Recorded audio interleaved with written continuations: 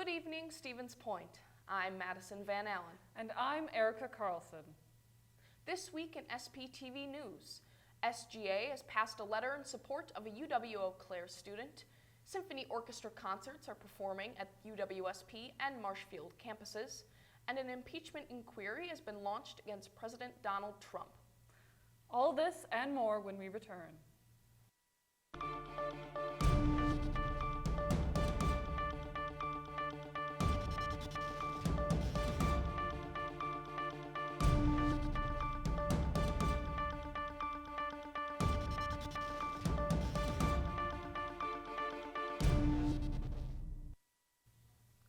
The Student Government Association of UWSP, SGA, passed a letter in support of UW-Eau Claire student Cade Langer this past Thursday, September 19th. Langer's dorm room door was defaced with racial slurs with a black marker. The UWSP Student Government Association is condemning this incident and fully supports any investigation into these acts of hate. The UW system is home to all students, faculty, and staff, and no student should feel unwelcome. SPTV will update you as more details unfold. The campus IT service is asking students to use the UWSP wireless network for all personal devices. The IT service desk has blocked smartphones, tablets, and laptops from the UWSP device network. There were too many personal devices connected to this network, and in the long run, it slowed the network down. The UWSP device network is more equipped to handle a limited number of devices, like Rokus, gaming consoles, and smart TVs.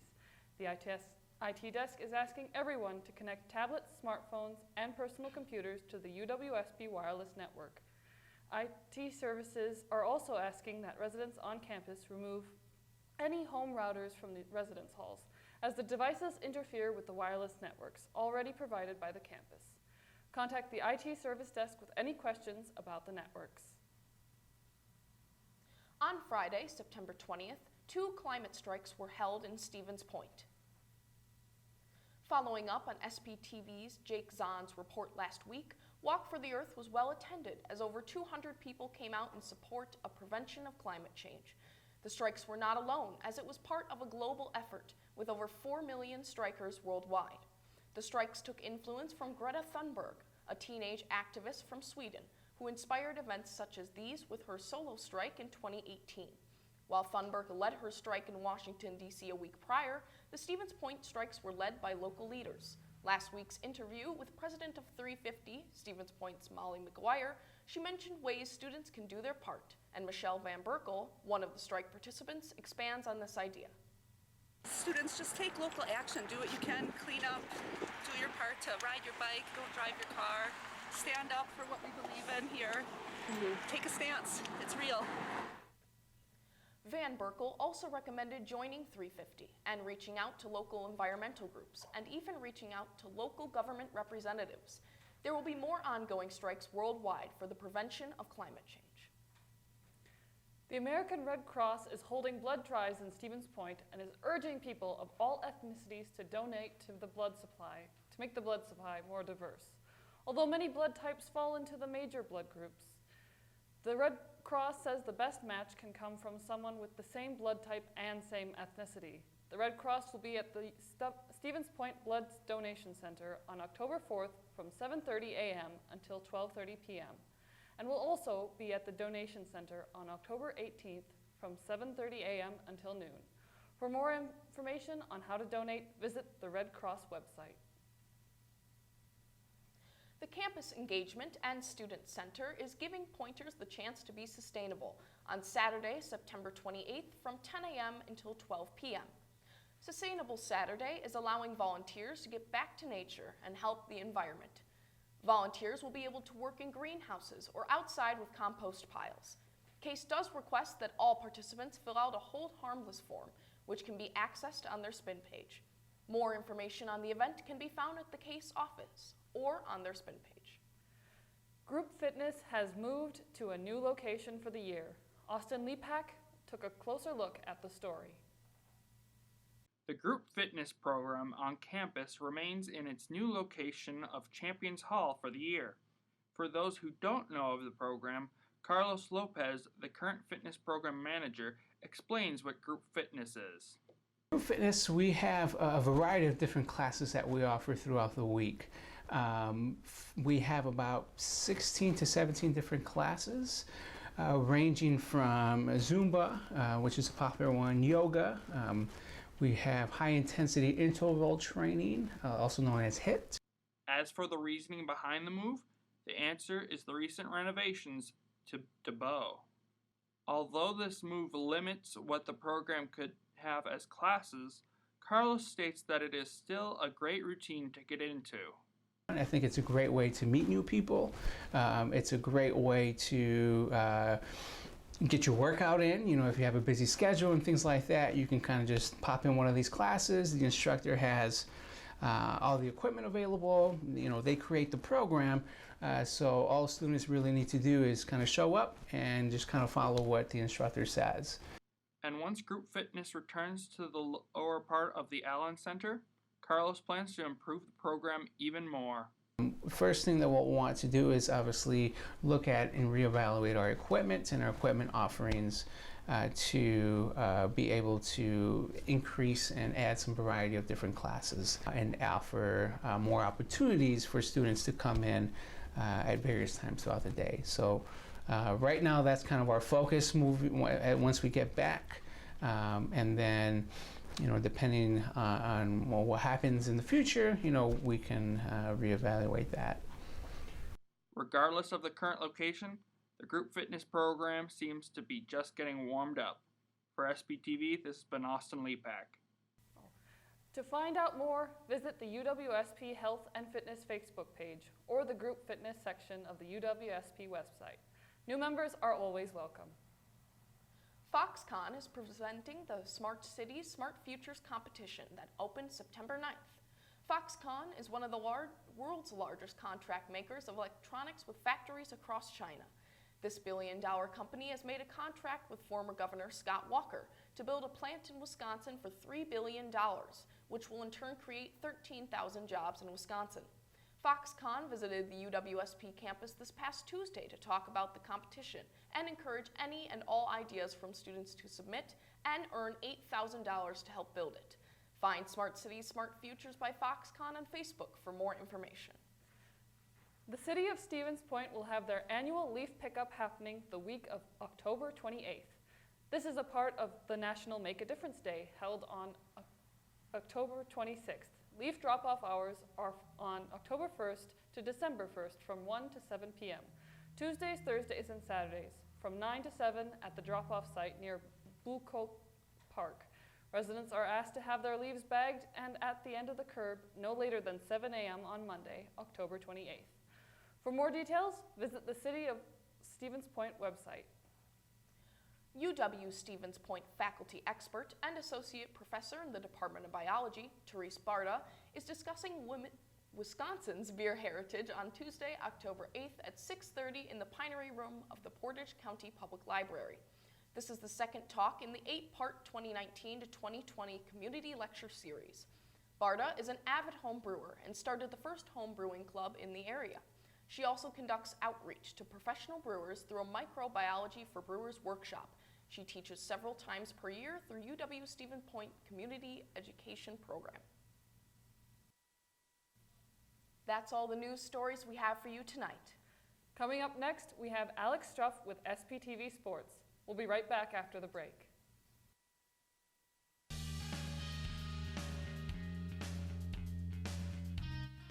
Warzala, the 7th largest book printer in North America, is hiring students for the semester. We are 100% employee-owned and located right here in Stevens Point, Wisconsin. All shifts currently hiring, with jobs starting at $10.80 an hour. Hours are flexible. For more information, contact the Warzala HR department.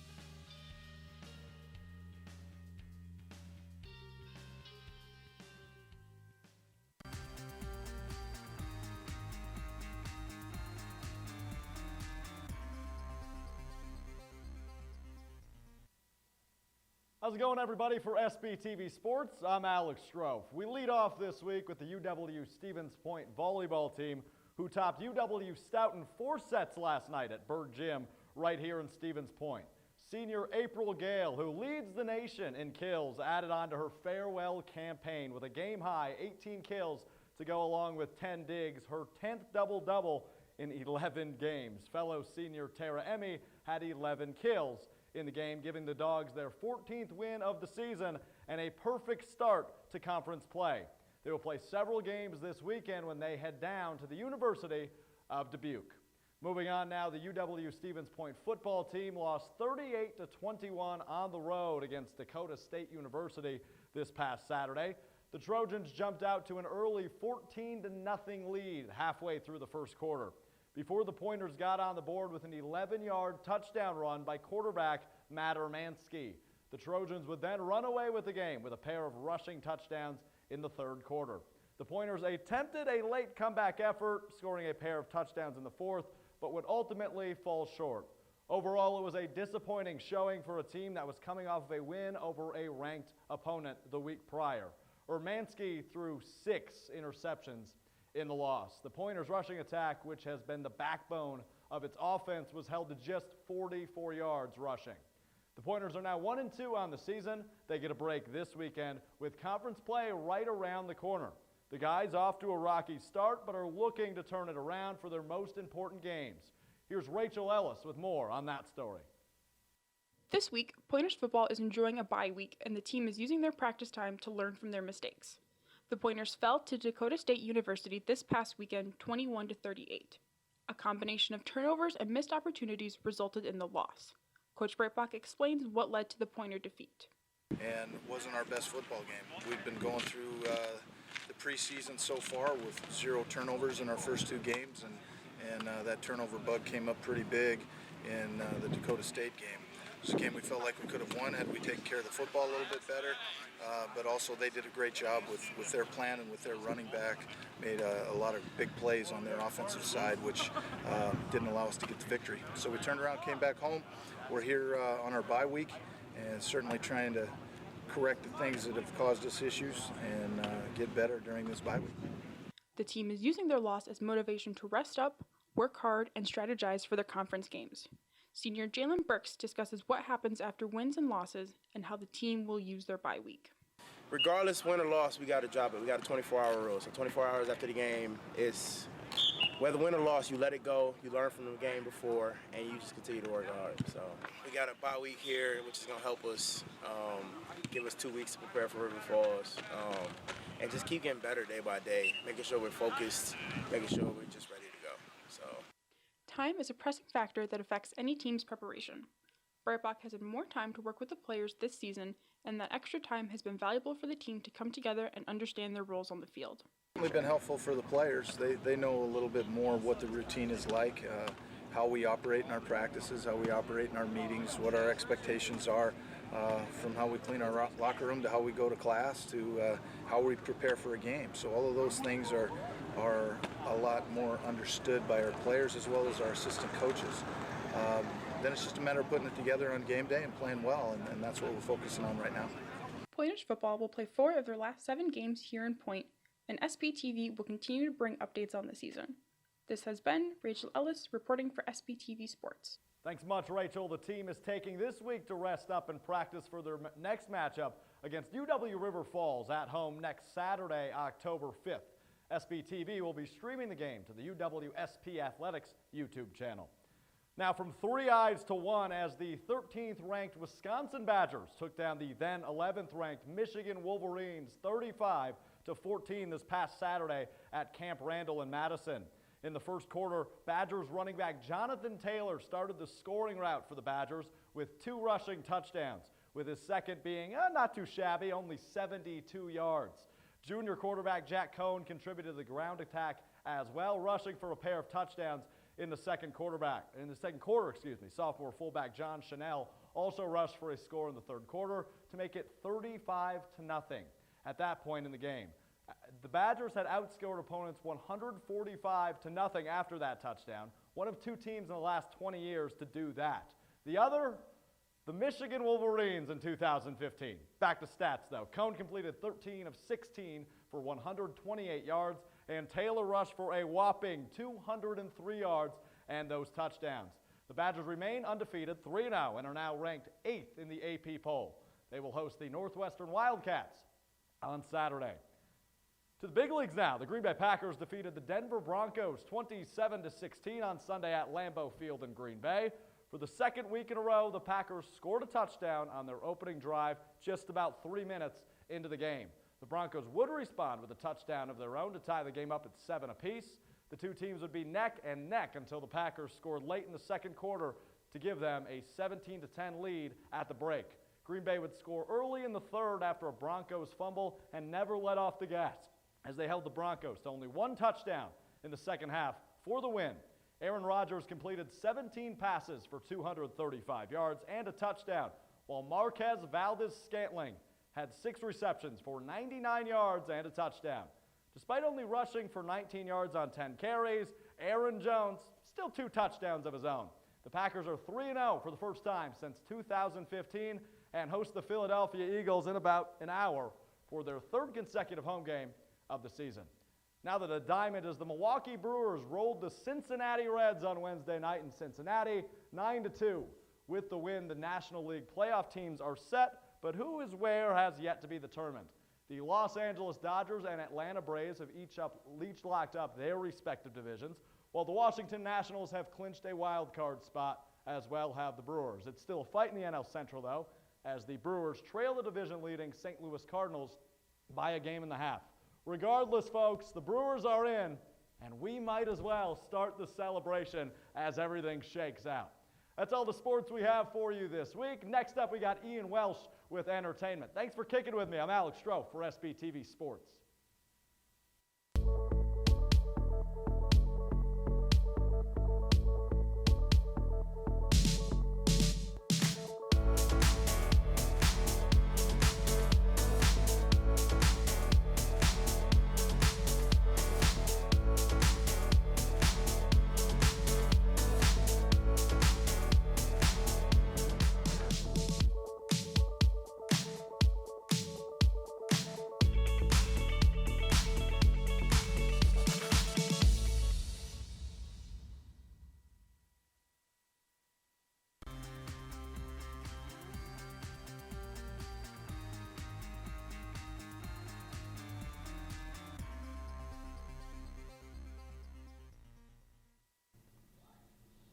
Welcome back. The Latino Student Alliance presents Celebration Hispania on Saturday, October 5th. Celebration Hispania is a night full of Latin dances, appreciating our peers' culture, and learning more about the Latino Student Alliance and what they represent. There will be food, drinks, dancing, and a special guest speaker, Dr. Victor Macias Gonales, and a performance by Ballet Folklorico National de Milwaukee. Tickets in advance are $12 for students, $14 for non-students, and $16 at the door. Tickets are available at the DUC Information and Ticket booth. The 2019 Emmys were held this past Sunday, September 22nd. The biggest night for television celebrated new, old, and many final seasons for our favorite shows. With no host for the show, it did not stop the Emmys from making history in other aspects. Billy Porter is the first openly gay African-American man to win lead actor in a drama series. Other stars also made powerful speeches, such as Patricia Arquette and Michelle Williams, on the wage gap and also on diversity. Big winners of the night were Fleabag on Amazon Prime and Game of Thrones on HBO. Game of Thrones broke their own record of 59 Emmy wins, despite only receiving 2 last night for their final season, including Best Drama Series. This is just the beginning of the 2020 award season. Looking for a way to show off your love for crafts and arts? Entertainment will be showing their unbelievable craft night on Saturday, October 5th in the DUC. Jake Zahn takes a closer look. On Saturday, October 5th at 8 p.m., Entertainment will be hosting an unbelievable craft night. My name is Molly Andre, and I am an event producer at Entertainment. I wanted to create this big fall craft night is what this is. So there will be 3 options of crafts. There's one, which is the easier one. It's just making a fall sign. And there are 2 lantern options. So one is painting a lantern with a leaf cutout, and then the other is really using all of the leaves and covering the mason jar to make a leaf lantern. Molly even mentions what students will be provided and also what they should bring to the craft night. All of the supplies are going to be provided, but I am also encouraging people to bring their own leaves, like actual leaves, if they want to, because the Mod Podge can also be used to preserve the fall leaves, so that would also be another fun aspect that we could add to the event. This isn't the only event Entertainment will be hosting throughout the month. Molly says that there will be more in the future. There will be trivia nights every other Tuesday in the brew house, and then we've also got some comedians coming and some hypnotists coming and that kind of stuff, and then movies also. So there's a lot coming from Entertainment. We try to have 2 programs every week. I'm Jake Zahn reporting, and this is SPTV News. The event will be free with a student ID or $5 without. For more information, you can check out their Spin event page. The UW-SP Symphony Orchestra will be playing concerts in Stevens Point and Marshfield this fall. The UW-SP Symphony Orchestra concert is based off Russian composer Modest Mussorgsky's, as well as 2 works by Finnish composer John Sibelius, Finlandia, and Andante Festival. The orchestra is directed by Andy Moran, who is the assistant professor of the horn and orchestral director. The performance is at 7:30 on Wednesday, October 9th at Michelin Hall in the Noel Fine Arts Center. For the Marshfield campus, performances are Friday, October 4th and Friday, October 11th. Tickets are $15 for adults and $10 for UWSP students, faculty, and youth. And that's all the entertainment stories we have for you this week. Coming up next is Florence Anderson with Pointer Politics. I'm Ian Welsh with SPTV Entertainment. UW Stevens Point is home. It's a university where professors know your name and get you involved in research. They inspire us to realize big dreams. At UW Stevens Point, sustainability is what we stand for. Our beautiful campus encourages exploration, developing new fields, and problem solving for the real world. It's a great place to launch your career. UW Stevens Point is home. Apply today at uwsp.edu. Quiet on set. We'll be back in 10, 9, 8, 7, 6, 5, 4, 3, 2, 1, take Ben. Live at SPTV, mic check, audio check, news directors adjusting the sound, teleprompter running smoothly. Floor director, alert! Cameras are rolling, bring in the talent. Where's the makeup artist? Anchor is ready for the news. Are you ready to join SPTV? That's a wrap. Lights out. Welcome back, Pointers. Taking a look at some state news, Governor Tony Evers is casting some doubt on Senate Majority Leader Scott Fitzgerald's call regarding a new round of tax cuts. Evers said that this was a politically motivated suggestion since he has launched his campaign for Congress. According to Wisp Politics, Evers said in an interview, "It's questionably rhetoric. I guess it has something to do with the election prospects for him."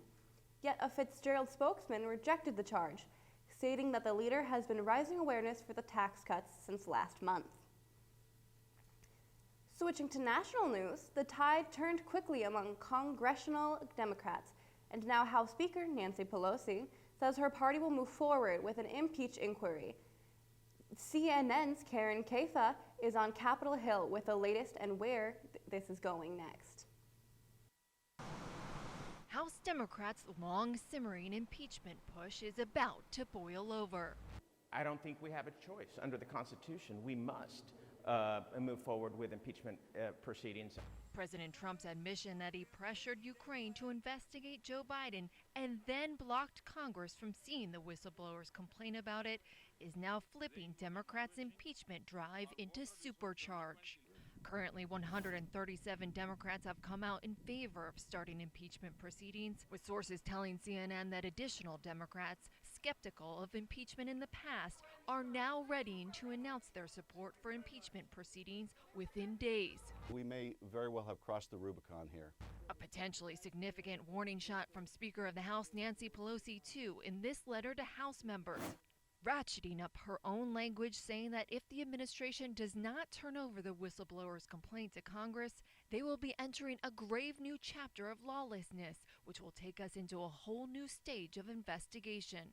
House Intelligence Chairman Adam Schiff, who has resisted calling for Trump's impeachment in the past, kept in close contact with Pelosi over the weekend before saying this to Jake on State of the Union. That may be the only remedy that is co-equal to the evil that conduct represents. Despite this, some Democrats are growing increasingly frustrated with leadership's pace and calling them out. House freshman Alexandria Ocasio-Cortez tweeting, "The bigger national scandal isn't the president's law-breaking behavior, it is the Democratic Party's refusal to impeach him for it." All this as many Senate Republicans are trying to avoid wading into the controversy, with one outlier. Utah Senator Mitt Romney tweeting, "It would be troubling in the extreme if the president pressured the Ukrainian president to investigate Biden, and that it was critical for the facts to come out." SPTV will continue covering the story as the impeachment inquiry moves forward. Taking a look at the Democratic candidates, according to The Hill, Senator Elizabeth Warren has edged ahead of former Vice President Joe Biden. Warren now has the support of 27% of Democratic voters, while Biden has 25%. In the Quinnipiac survey that was released Wednesday, Warren gained 8 points, and Biden fell 7 points from August. This is the first time that another candidate other than Biden has led the polls. There are still more than a dozen candidates that are in the running for the Democratic 2020 presidential nomination. That's all the politics stories we have for you this week. Now back to Eric and Madison. I'm Florence Anderson with SPTV Politics. Thanks, Florence. That's all we have for you this week in SPTV News. Until next time, Stevens Point, have a great night.